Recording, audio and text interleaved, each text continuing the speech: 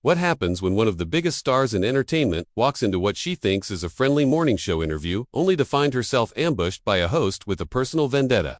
Jennifer Lopez thought she was coming to Good Morning America to promote her latest project, but George Stephanopoulos had other plans. This is the story of how a routine celebrity interview turned into television chaos and why Jennifer Lopez stormed off the set after being blindsided by questions that crossed every professional line. Make sure you subscribe and drop a comment below because this story will shock you. The Good Morning America studio buzzed with its usual pre-show energy. Jennifer Lopez sat confidently in her chair across from George Stephanopoulos, expecting the standard promotional interview she had done hundreds of times before. Her team had coordinated everything with the producers. The questions would focus on her new album, her upcoming tour. Nothing controversial. We're live in 30 seconds, the floor director announced.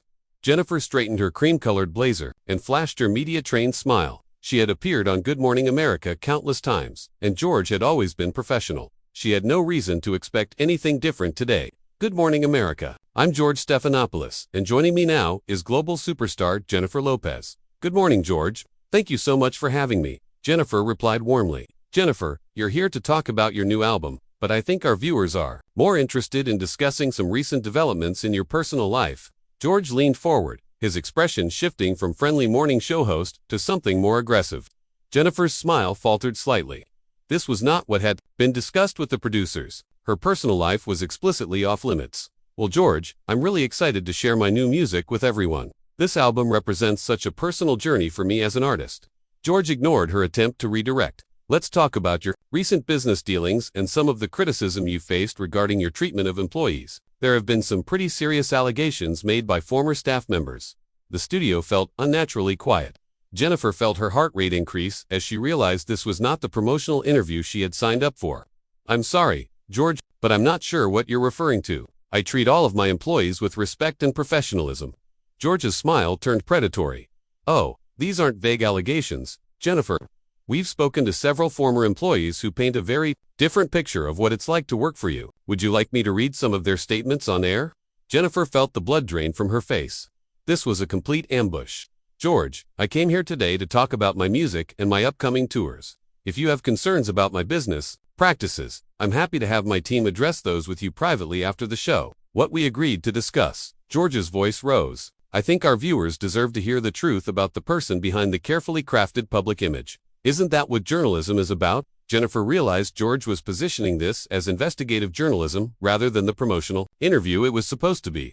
Journalism requires fairness and accuracy.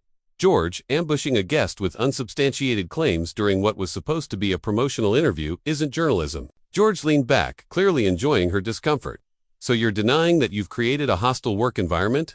You're saying that multiple former employees are lying when they describe your behavior as demanding and unreasonable. Jennifer felt her professional composure beginning to crack. I have high standards for myself and for the people I work with. That's how you achieve excellence in this industry. Professionalism and dedication, or fear and intimidation. George pressed, because the picture we're getting from your former employees is of someone who uses their power to bully and intimidate people who can't fight back. The word bully hit Jennifer like a physical blow. She could feel her anger building. That's a very serious accusation, George, and it's completely false. I've worked with many of the same people for years. George shuffled through his notes theatrically. Let's talk specifically about Maria Santos, your former personal assistant. She worked for you for 3 years before quitting suddenly last month. Jennifer's eyes widened. The fact that George was bringing up specific former employees by name suggested this attack had been planned well in advance. Maria Santos left to pursue other opportunities, and I wish her nothing but the best. According to our conversation with Maria, she described your behavior as erratic and unpredictable. She said, you would change plans constantly, make unreasonable demands, and become verbally aggressive. Jennifer felt her control slipping. I don't believe Maria said any of those things, and if she did, I would be very disappointed because none of that reflects our professional relationship. George's next words came with unmistakable coldness.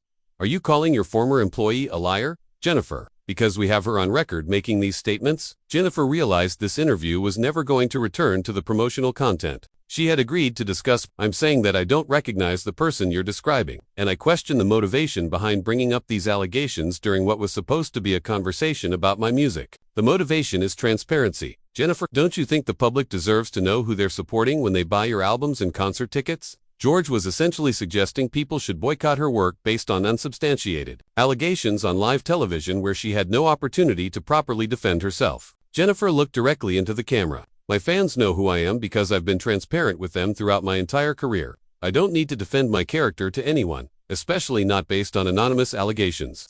Anonymous allegations. I just told you we spoke to Maria Santos by name. How is that anonymous? Because you're not allowing me to respond properly or provide context. You're presenting one side of a story and expecting me to defend myself against accusations I'm hearing for the first time. The tension in the studio was becoming palpable. Jennifer's publicist was making frantic gestures from behind the cameras. Jennifer, I think our viewers can judge for themselves whether these allegations have merit based on how you're responding to them right now. That statement pushed Jennifer over the edge. George was suggesting her very reaction to his ambush was evidence of guilt, creating an impossible situation where any response could be used against her. Jennifer felt the trap closing around her. George had orchestrated this entire situation to make her look guilty, no matter how she responded. She could see the satisfaction in his eyes as he watched her struggle with the impossible position he had put her in. George, what you're doing right now is exactly the kind of behavior that gives journalism a bad name. You're twisting my words and creating a narrative that simply isn't true. I'm not twisting anything, Jennifer. I'm asking direct questions about serious allegations. If you can't answer them, that says something, doesn't it? Jennifer's voice sharpened. It says that I refuse to participate in a character assassination disguised as an interview. You brought me here under false pretenses. George's mask of professionalism was beginning to slip, revealing something much more personal underneath. False pretenses. I brought you here to have an honest conversation. Maybe you're just not used to being challenged. Challenged. Jennifer's voice rose for the first time. This isn't a challenge, George. This is an ambush. You coordinated with my former employees behind my back. You lied to my team about the content of this interview. And now you're suggesting that my refusal to engage with your hit piece is somehow evidence of wrongdoing. The cameras captured every nuance of the exchange. George was clearly relishing the confrontation, but something in Jennifer's tone made him realize she was not going to back down quietly. Your former employees came to us, Jennifer. They felt they had no other way to tell their stories. Their stories or your story that you convinced them to tell. Jennifer leaned forward, her eyes blazing, because I find it very convenient that all of these allegations surface right before my album release and they all happen to paint the exact same picture. George's jaw tightened. Are you suggesting that we fabricated these statements? I'm suggesting that you went looking for a specific narrative and you found people willing to give it to you. That's not journalism. George sets tabloid sensationalism. The accusation hung in the air like a challenge. George had spent decades building his reputation as a serious journalist, and Jennifer was essentially calling him a gossip columnist on live television. I've been doing journalism longer than you've been in the entertainment business. Jennifer, I know the difference between legitimate reporting and tabloid gossip. Do you? Because right now, it's hard to tell the difference. Jennifer's voice carried a steel that made everyone in the studio pay attention. You ambushed me with unverified allegations. You're not allowing me to provide proper context or responses, and you're treating accusations as facts. That's not the journalism I learned about in school. George's face was wreathing slightly. These allegations have been verified. We've spoken to multiple sources. Sources with axes to grind. Sources who left my employment under less than ideal circumstances. Did you bother to speak to any of the dozens of current employees who would tell you a completely different story? We reached out to your current employees, but surprisingly, none of them were willing to speak on the record about their experiences. Jennifer's laugh was bitter. Of course, they weren't, because they know that appearing on your show to discuss their boss would be career suicide. Regardless of what they said, you created a situation where only disgruntled former employees would be willing to participate. And then you're presenting that as balanced reporting. George was losing control of the narrative he had so carefully constructed. Jennifer was not playing the role of the defensive celebrity he had expected. Instead, she was systematically dismantling his approach and exposing the flaws in his methodology. Jennifer, I think you're deflecting from the real issues here. The real issue, George, is that you've decided to use your platform to destroy someone's reputation based on one-sided accounts from people who may have their own motivations for speaking negatively about me. So, you're saying all of these people are lying. I'm saying that people who leave a job unhappy often remember their experiences differently than people who had positive working relationships. I'm saying that you've created an echo chamber where only negative voices are amplified. George shuffled his papers aggressively. Let's talk about something specific then. Maria Santos claims that you screamed at her in front of other staff members when she made a scheduling error. How do you respond to that? Jennifer's eyes flashed dangerously. I respond by saying that Maria Santos never told me she felt that way, and if she did, I would have addressed it immediately. I also respond by saying that taking someone's word as gospel without giving the accused person a chance to properly address the allegations is irresponsible journalism. You're not addressing the allegation, Jennifer. You're attacking the process. The process is the problem. George, you can't separate the allegation from the way you're presenting it. You've already decided I'm guilty, and you're using this platform to prosecute your case rather than seek the truth. George's voice became more aggressive. The truth is what we're after here. No, George, a story is what you're after. The truth would require you to present multiple perspectives, to give me adequate time to respond to specific allegations, and to acknowledge that workplace conflicts are complex situations that can't be reduced to simple victim and villain narratives. The studio had fallen completely silent, except for the hum of the cameras. Even the production staff seemed transfixed by the battle unfolding before them. Jennifer, I think our viewers can see exactly what kind of person you are based on how you're handling these questions. And I think our viewers can see exactly what kind of journalist you are based on how you're asking them. Jennifer's voice was ice cold. You're more interested in creating drama than seeking truth.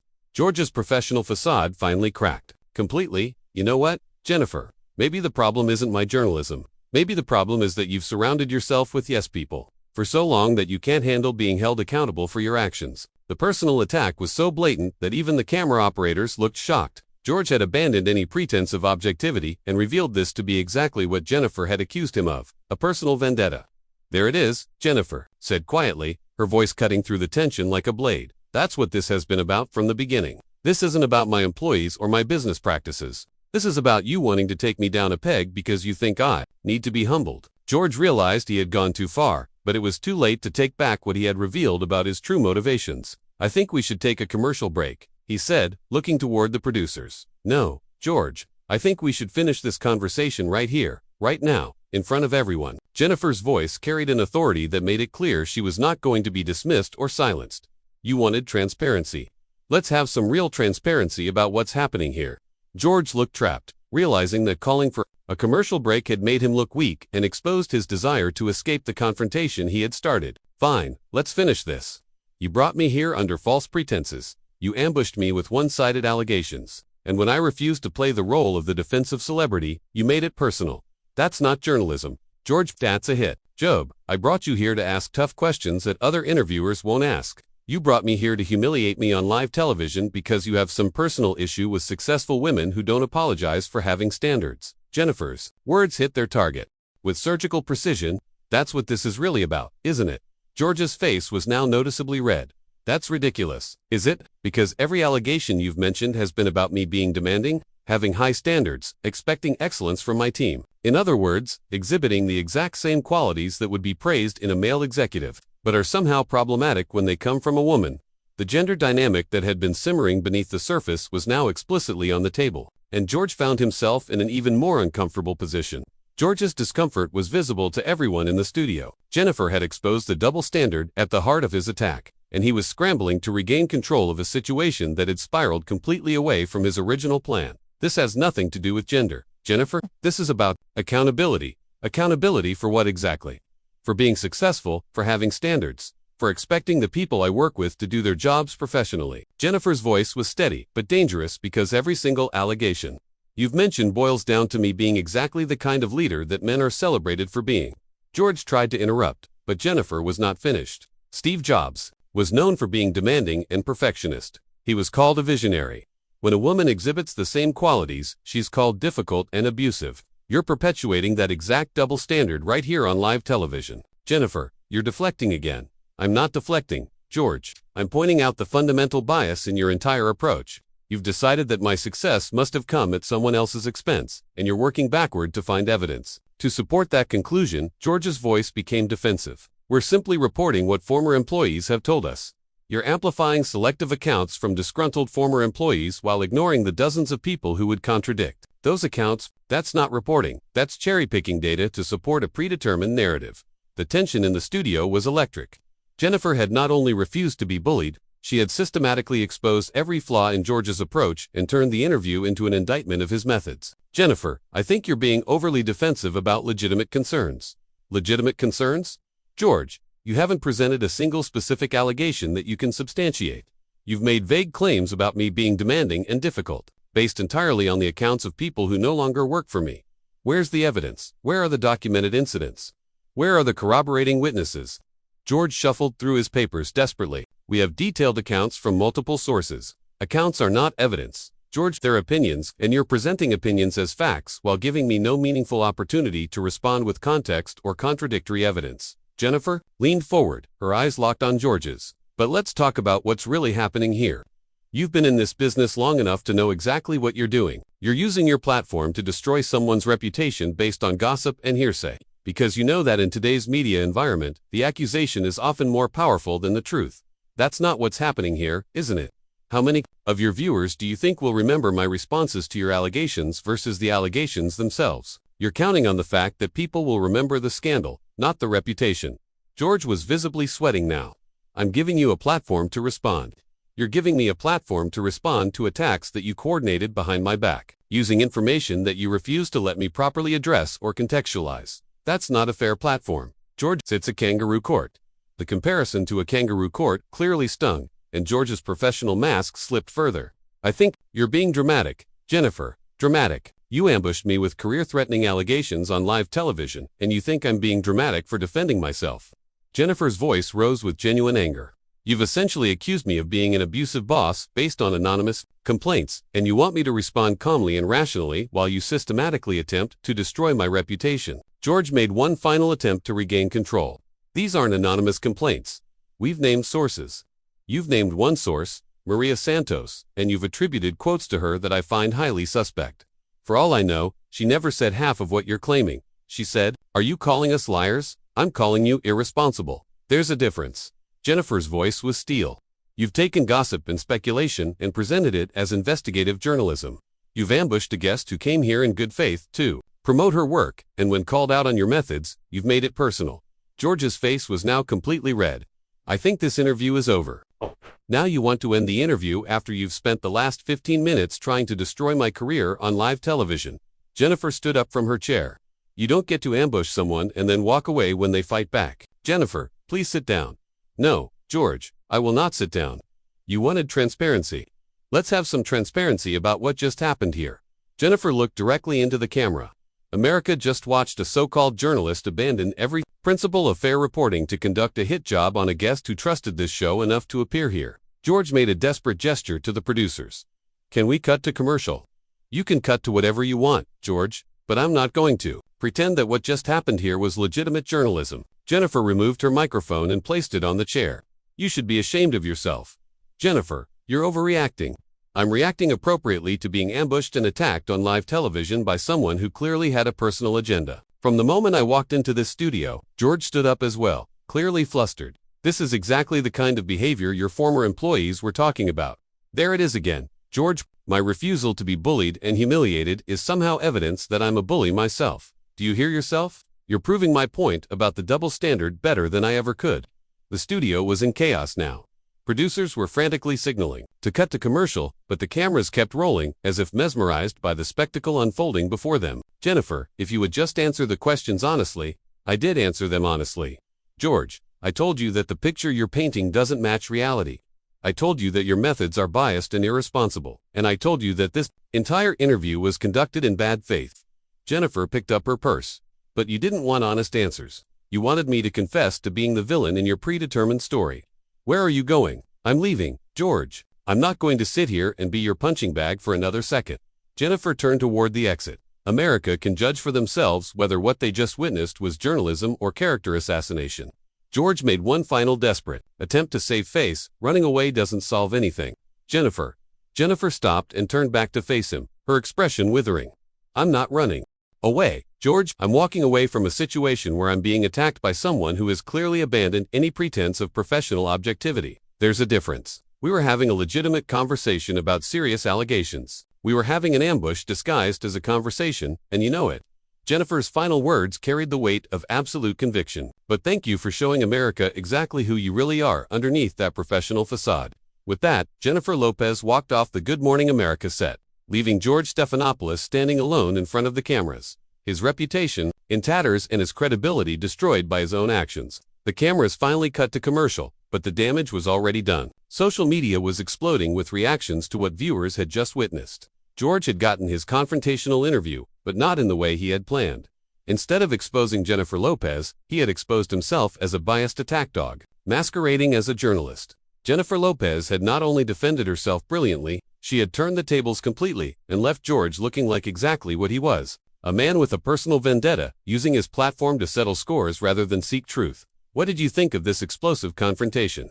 Did Jennifer Lopez handle George Stephanopoulos the right way, or should she have stayed and continued to defend herself? Drop your thoughts in the comments below, and make sure you subscribe for more stories that reveal what really happens behind the scenes in Hollywood.